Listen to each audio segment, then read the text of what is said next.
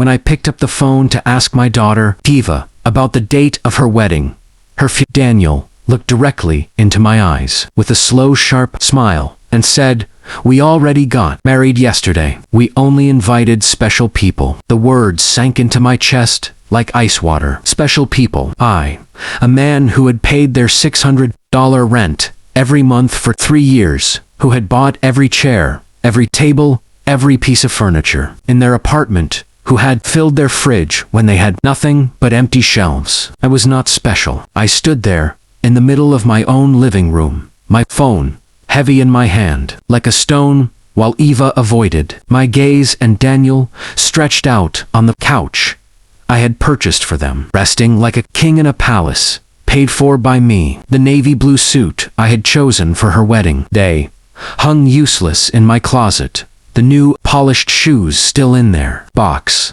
the tie still wrapped in plastic, along with my small dream of being in the most important photographs of my daughter's life. I had saved $1,000 to gift them as a blessing for their future, called my sister, to share the joy, cleaned my house from top to bottom, prepared it for celebration. But everything shattered in a heartbeat when Daniel said, "Only special people." My daughter finally looked at me and said in a rehearsed, flat tone, "It was a private thing, just the two of us, and 2 witnesses." But I knew it was a lie because I saw the pictures online. I saw Daniel's parents standing proudly by their sides. I saw his brothers laughing with champagne glasses. I saw the white dress I helped pay for with the $900 I gave her last month for her personal needs. I saw everything they wanted me to never know. 7 days after that humiliation, Daniel called me again. But this time, his voice was frantic, almost trembling. "Mark, the rent is due. The landlord says he will evict us. You forgot the transfer." I remained silent, thinking of all the mornings I rushed to the bank, thinking of all the times I canceled my own plans to save them, thinking of all the nights I ate simple meals so they could have more. And now, after excluding me from the most important moment of their lives, he dared to speak to me as if nothing had happened. "Daniel," I said with calmness that surprised even me, "I only help special people remember." The silence that followed was deep. He tried to speak, tried to pretend he cared, saying, "You have always been important to us. You are like a father to me." But every word was coated in the kind of sweetness people use only when they want something. For years, I had walked on eggshells, hoping for a small piece of gratitude, for a little affection, for the smallest sign that I was more than their wallet. That single phrase awakened something inside me, something that had been asleep for too long. I sat down that night and calculated everything I had spent, and when I added it all, it was more than $34,000. Years of savings, scrapped from my pension, from the money my late wife left for me to live in comfort, thrown into their lives like coins into bottomless water. That night, I cried, but not from heartbreak, from rage, from exhaustion, from the heavy shame of realizing how blind I had been.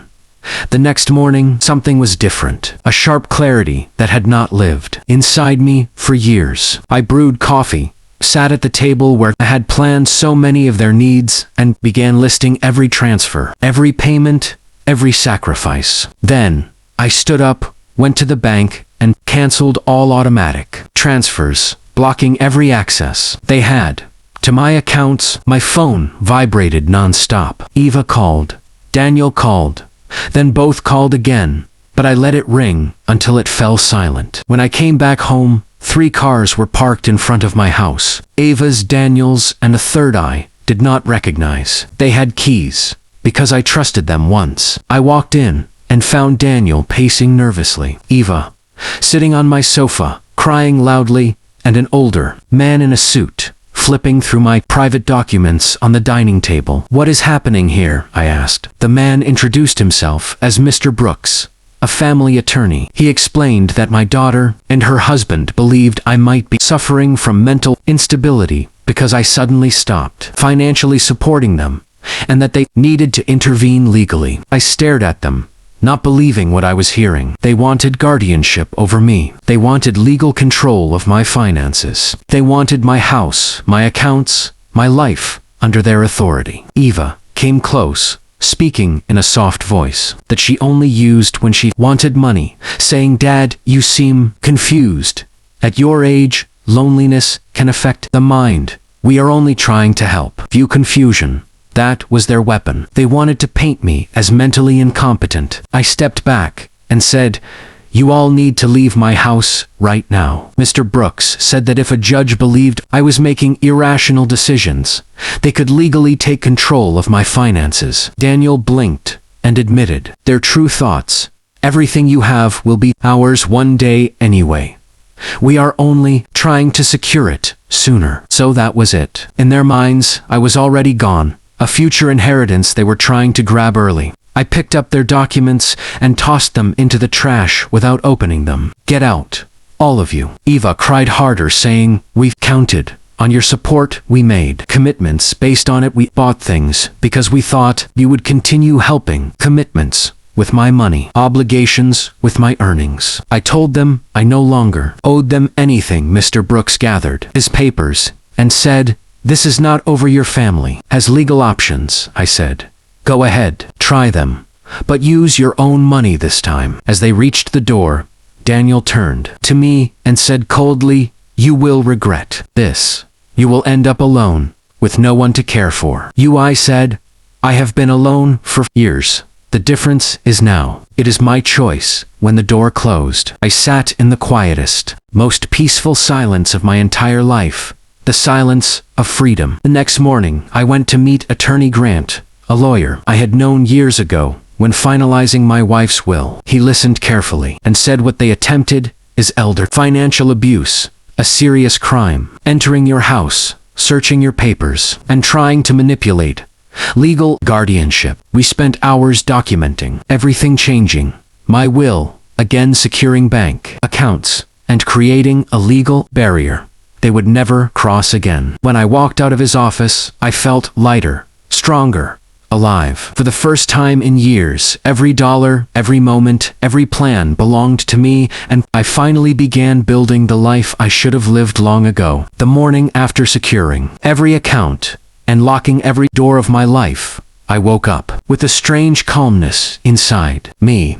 I had spent years suffocating under the weight of responsibilities that were never mine to carry, yet I carried them, hoping one day my son would look at me with something more than need, but that day never came. And now, for the first time, I wasn't a father waiting for validation.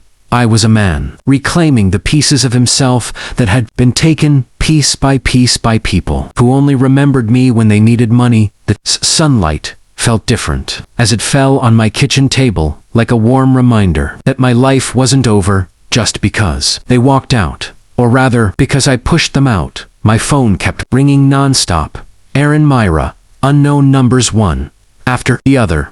But I watched it silently from across the room, realizing that the sound, which once made me rush with worry, now meant nothing. By evening, when I stepped outside with the trash, Aaron was standing in my driveway, looking lost, angry, confused. He called me Dad, but it sounded hollow, like a title he remembered only when he needed something. He said, "We need to talk," and I walked past him because conversation was a privilege he no longer deserved. He kept following me, asking why I was doing this, saying Mira was crying, saying I was hurting them, and he expected me to feel guilty. But guilt was a luxury I had exhausted long ago. When he finally looked me in the eyes and asked why I had changed, I told him the truth, that he never needed a father, only a provider. And for a moment, he stood frozen. Mira arrived moments later, with her rehearsed tears and trembling voice, accusing me of breaking the family, accusing me of not caring. And I told her I didn't care about what happened to them anymore, because caring was the reason they thought they owned my life. She tried to manipulate me, threatening that people would blame me if anything happened to them. But I told her to let them blame me, and I walked back into my house, closing the door on both of them, and on the version of myself who once believed they loved me. The next morning, Mr. Blake called with news that confirmed everything. They had tried to file emergency guardianship over me, claiming I was unstable, but the judge rejected it immediately, because my medical reports were clear, my accounts were in order, and their intent was obvious. They wanted control, not concern, Mr. Blake assured me. They had no legal power over me anymore, and that I was completely protected for the first time in years. The fear in my chest dissolved like dust in the wind.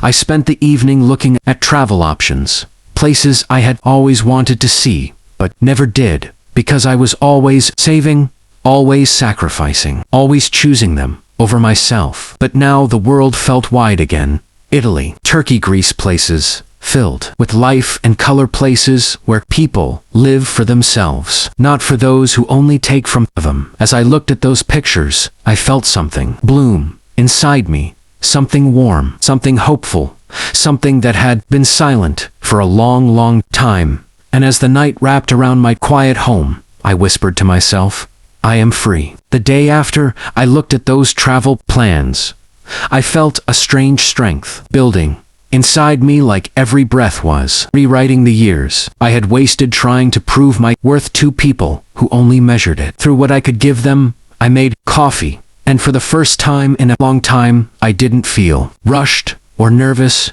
or trapped. I felt present, like my life finally belonged to me. Again, around noon, there was a knock on the door, a slow, hesitant knock, the kind Aaron used when he didn't know what mood I was in. I opened the door and found him standing alone, his shoulders lowered, his face tired, his eyes carrying a softness I hadn't seen since he was a child. He said he wanted to talk, but not the way he talked before this time. He spoke slowly, almost like he was standing in front of me, not as a son demanding help, but as a man confronting the truth. He said, I know we hurt you, and I know Mira went too far, but you abandoning us like this, it feels unreal. And I told him, gently, that I didn't abandon him because I could only abandon someone I still belonged to, and I didn't belong to him anymore. He tried to argue that he was my son, and family doesn't walk away. But I reminded him that family is something built by actions, not by blood, and his actions had built nothing but distance for years. He stood there, silently absorbing every word, and finally said, I don't know how to fix this. And I told him fixing starts with what he chooses to be, without depending on me. He looked defeated, but also lighter, almost as if the truth he had avoided for years finally settled into place.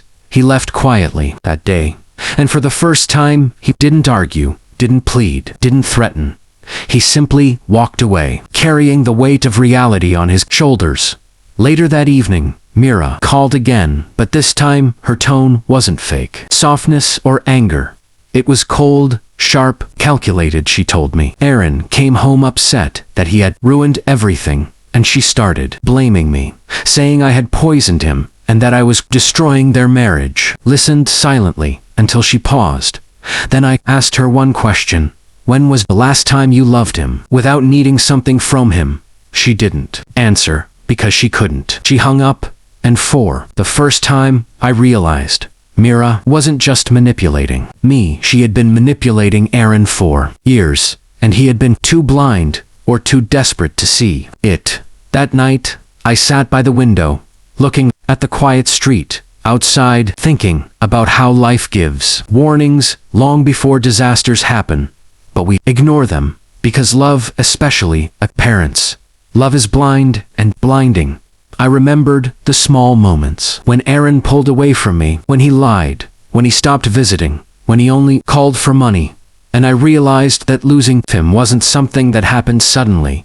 It was something that had been happening slowly, quietly, over years, and I had just never admitted it to myself. The next morning, I booked a flight to a place I had only dreamed of, standing in Rome, surrounded by history and life, and people who didn't know me, didn't need me, didn't expect anything from me. The idea filled me with a strange, beautiful excitement, as if I was about to meet a version of myself I had forgotten long ago.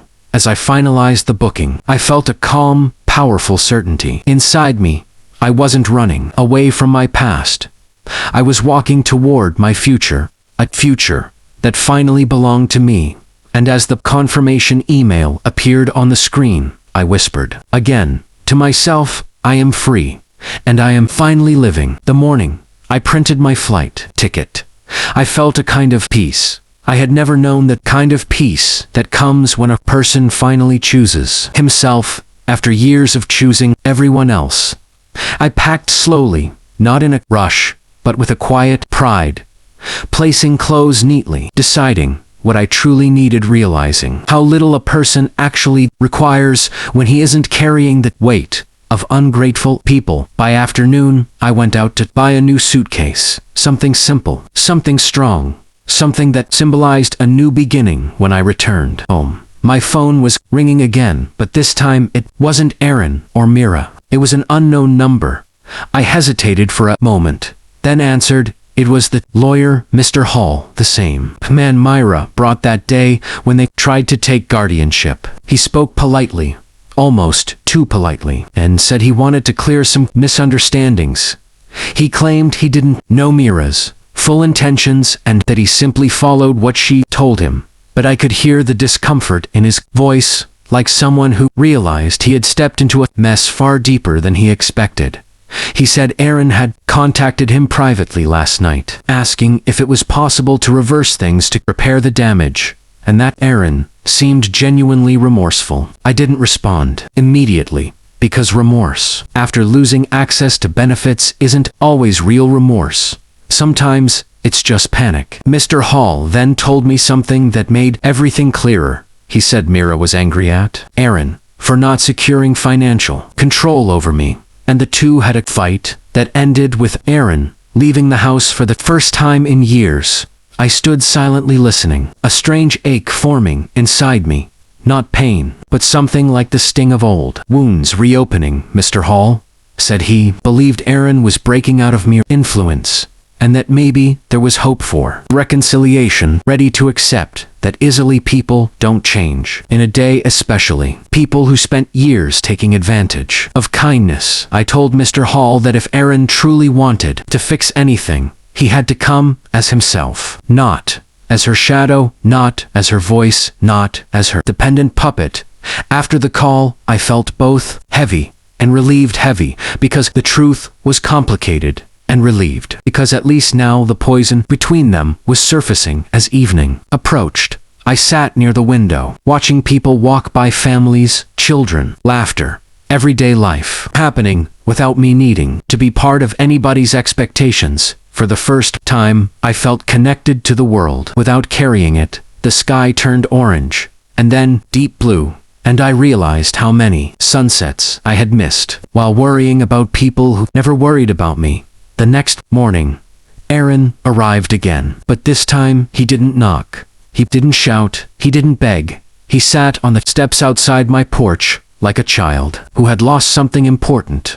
I opened the door, and he didn't look up. Immediately, when he finally raised his head, his eyes were red, but not from anger, from exhaustion, from truth, from breaking open. He said, "Dad, I left Myra," and for a moment, everything inside me stopped. I didn't speak. I didn't move. I just waited. He continued, saying, "I realized she never loved me. She loved the money and the control, and she pushed me to hurt the only person who ever cared for me. And I let her. I allowed myself to become small.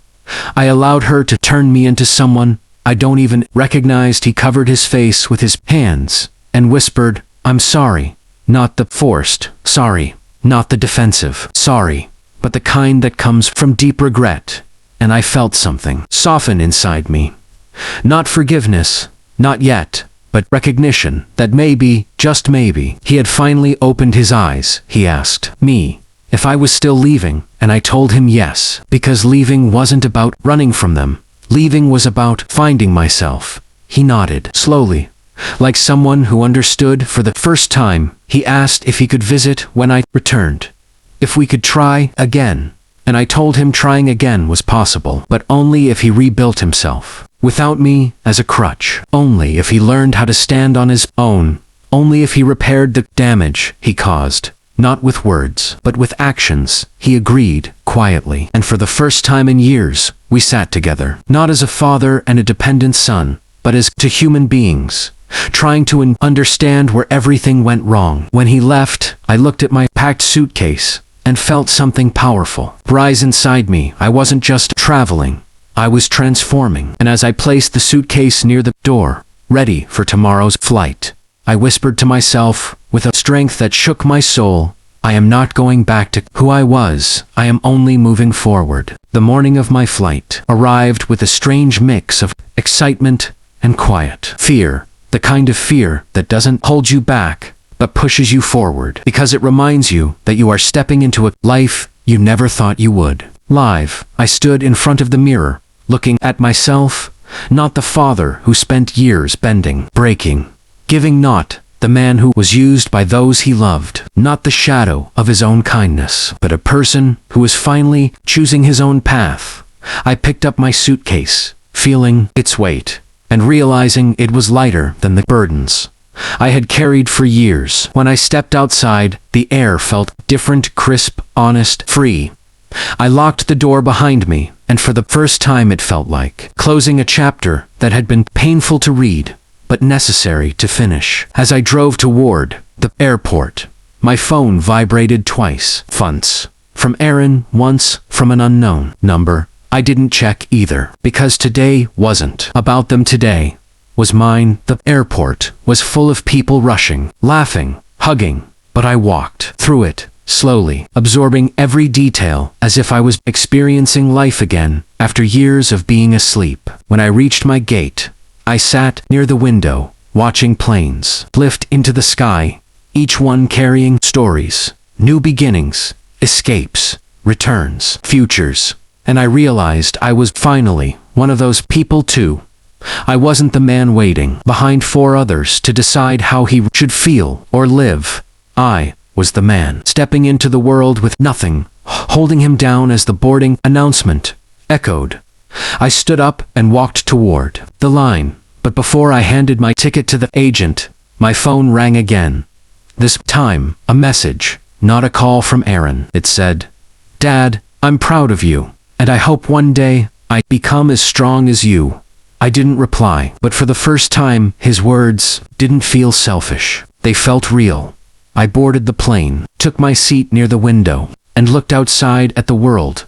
I was finally ready to meet. The engine started humming, the plane began to move, and my heart beat in a rhythm I hadn't felt in years. A rhythm of freedom, of courage, of rediscovery. As the plane lifted off the ground, the entire city grew smaller. Beneath me, the streets, the houses, the memories, the pain, all shrinking into something that no longer had the power to define me. The clouds parted and sunlight filled the cabin.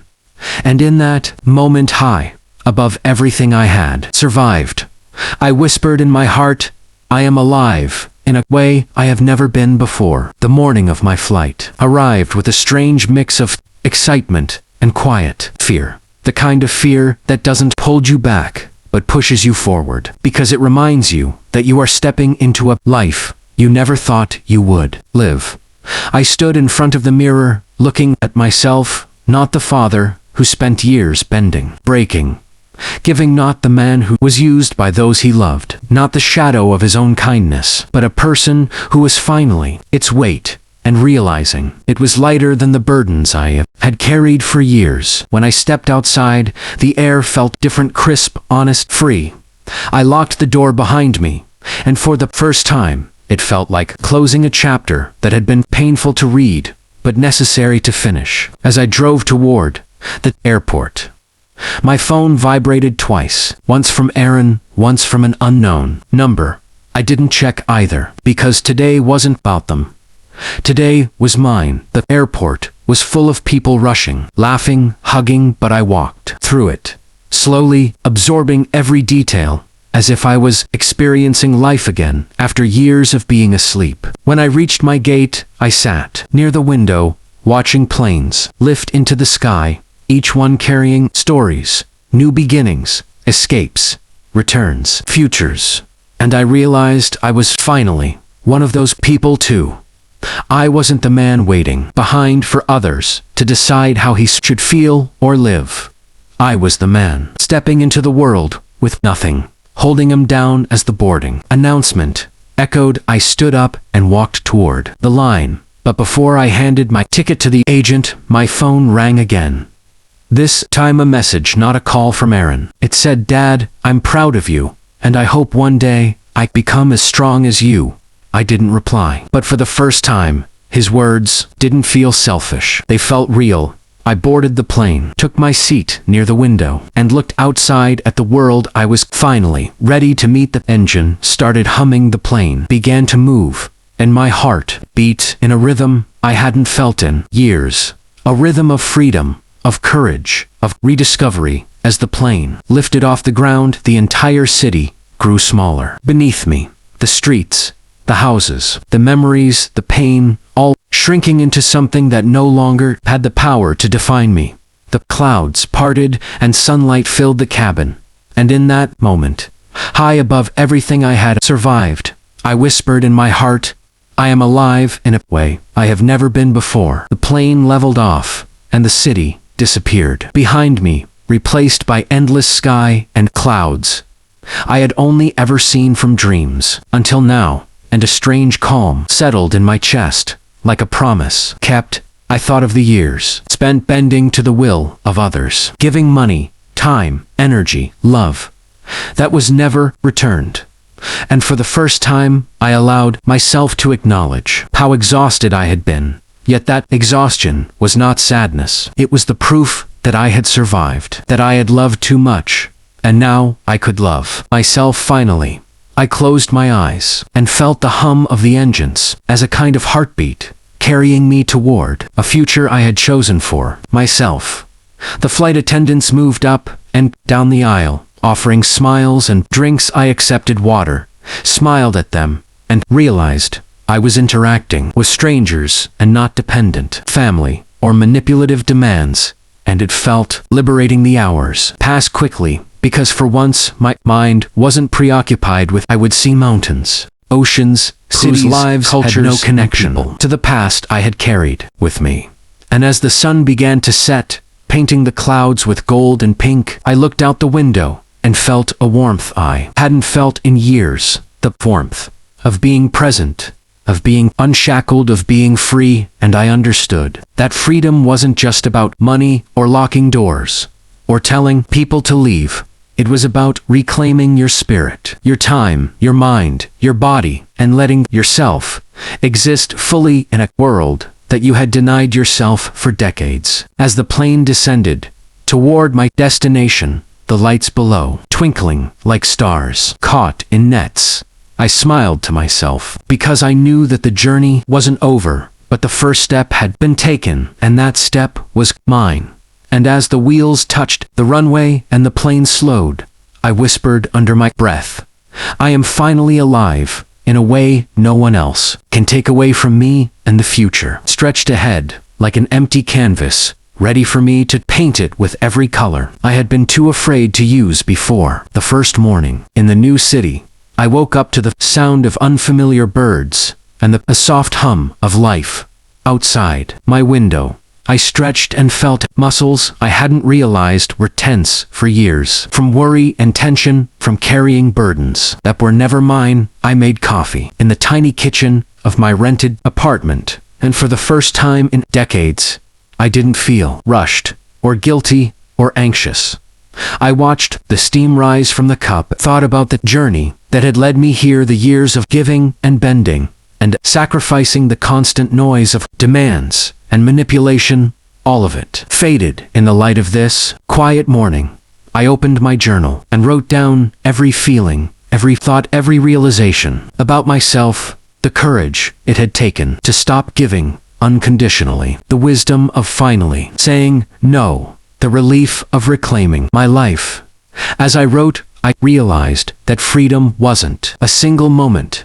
It was a series of choices that had led me here, and I smiled at myself, because for the first time, I was living in the present, not anticipating calls, not expecting guilt, not preparing for demands. I decided to take a walk through the city, The streets were alive, with people laughing, talking, selling, and buying their lives.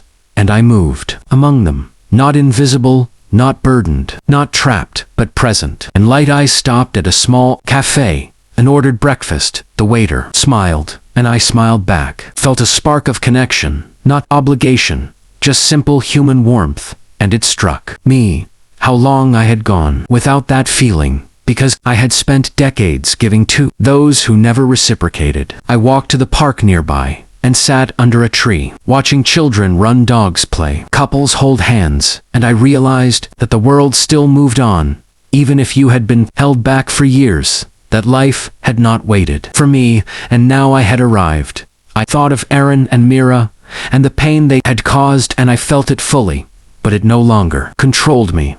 I allowed myself to feel disappointment and hurt, and then let it go, because my life was too valuable to be anchored by resentment. The wind brushed my face, and it felt like an embrace from a world I had almost forgotten belonged to me. I took out my phone for the first time in days, and didn't check messages from them. Instead, I called my sister in Chicago, and we laughed. We shared stories. I felt the warmth of family that truly cared, and I realized I had been starving for this kind of connection for years. As the day went on, walked the streets, explored small shops, smelled the bakeries, listened to street musicians, and I felt alive in every sense of the word.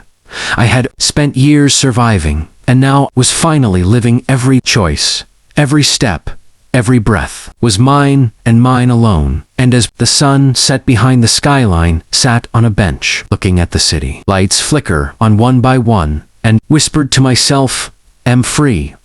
I am finally free to live my life my way, and no one can ever take that from me." The next morning, woke up early, sunlight spilling through the window, and for the first time in decades, felt no guilt, no obligation, no invisible chains holding me down. I made coffee, slowly savoring each sip as if it were a celebration of surviving the years of manipulation. And taking back what was always mine, I walked to the balcony and looked at the city, waking up, its people rushing, laughing, talking, and felt like a part of it, without having to give anything I didn't want to.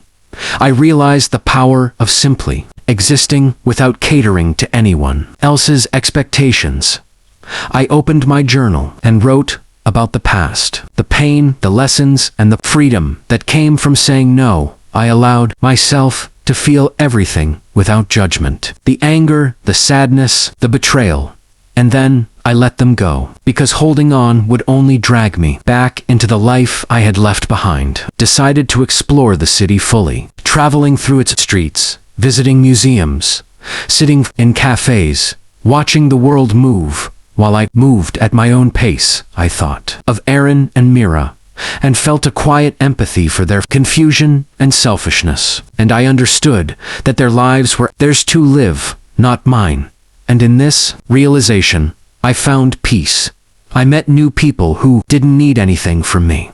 And for the first time in years, I laughed freely. Not the polite, careful laughter I had used to appease them, but real deep laughter that came from a soul finally unburdened. I booked trips to other countries, knowing I had decades ahead of me to live and see the world, to taste experiences I had long postponed. And I understood that the true inheritance I could give myself was not money or gifts, but freedom and joy and self-respect that no one could take away.